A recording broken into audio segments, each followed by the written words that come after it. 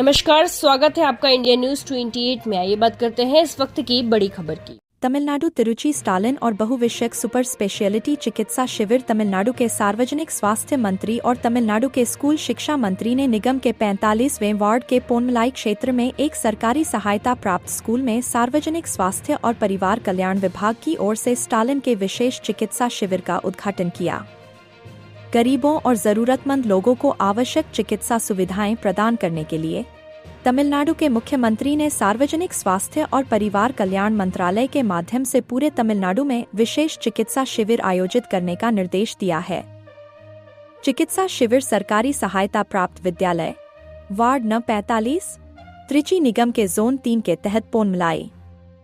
शिविर में सामान्य चिकित्सा, कान, नाक, गला, हृदय रोग, नेत्र विज्ञान, दंत चिकित्सा और मनोचिकित्सा सहित कुल 17 विभागों ने भाग लिया।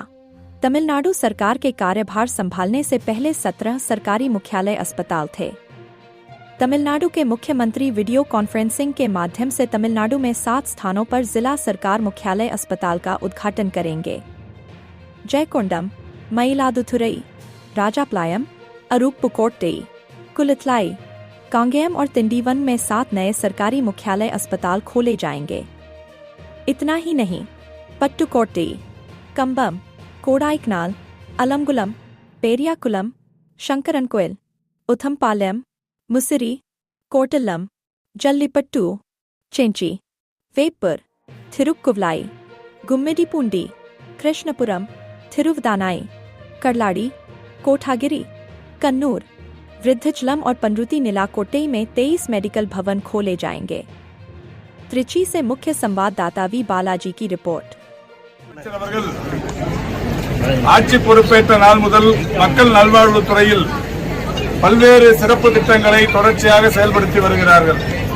மக்களை தேடி மருத்துவம், இன்னுயிர் காப்போம், நம்மை காக்கும் 48, இதயம் காப்போம், பாதம் பாதுகாப்போம், நடப்போம் நலம் பெறுவோம், மக்களை தேடி மருத்துவ ஆய்வக திட்டம், தொழிலாளர்களை தேடி மருத்துவ திட்டம், செயற்கை கருத்தறுத்தல் மையங்கள் என்று பல்வேறு திட்டங்களை மாண்புமிகு தமிழ்நாட்டின் முதலமைச்சர்கள் தொடர்ச்சியாக செயல்படுத்தி வருகிறார்கள்.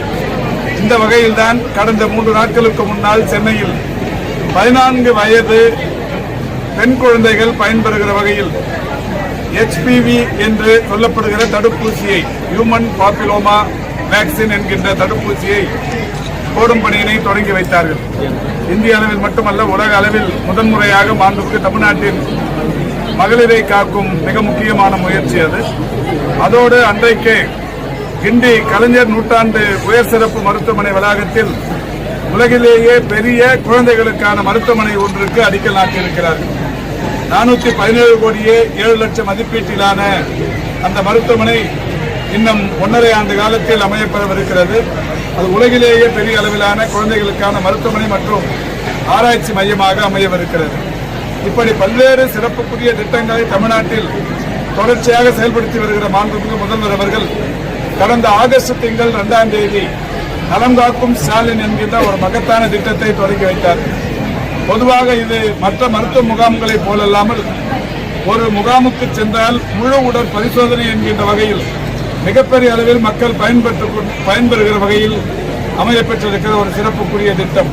சென்னையில் ஆகஸ்ட் 2ஆம் தேதி தொடங்கி வைக்கப்பட்ட இந்த முகாம்களை பொறுத்தவரை தமிழ்நாடு முழுவதிலும் ஒவ்வொரு வட்டாரத்திற்கும் 3 என்கின்ற வகைகளிலும் 10 லட்சத்திற்கும் மேற்பட்ட மக்கள் தொகை கொண்ட 5 மாநகராட்சிகளில் தலா 4 என்கின்ற வகைகளிலும் 10 லட்சத்திற்கும் குறைவான மக்கள் தொகை கொண்ட 19 மாநகராட்சிகளில் தலா 3 என்கின்ற வகைகளிலும் பெருநகர சென்னை மாநகராட்சியில் 15 என்கின்ற வகையிலும் ஒட்டுமொத்தமாக 1256 முகாம்கள் நடத்தப்படும் என்று மாண்புமிகு முதல்வர் அவர்கள் அறிவித்தார்கள்.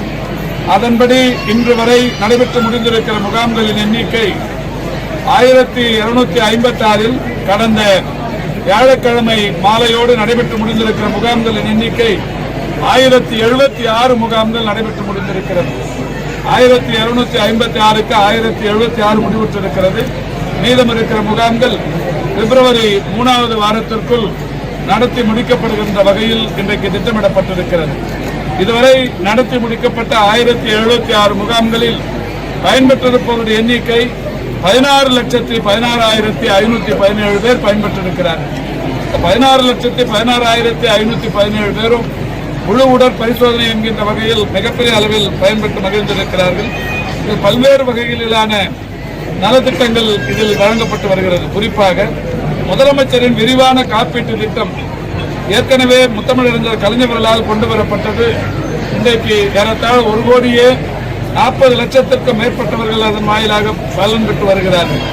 அதில் விடுபட்டு போனவர்கள் புதிய காப்பீட்டு திட்டத்தில் அங்கீகரிக்கப்பட வேண்டியவர்கள் என்று இந்த முகாம்களுக்கு வந்து இதுவரை பயன்பெற்றிருப்பவர்கள் 44,328 பேர்.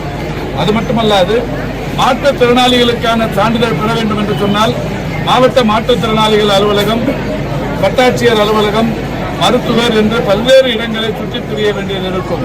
ஆனால் அந்த நிலை மாற்றி மாற்றுத்திறனாளிகள் ஒரே இடத்தில் ஒரு குடையின் கீழ் என்கின்ற வகையில் இந்த முகாமில்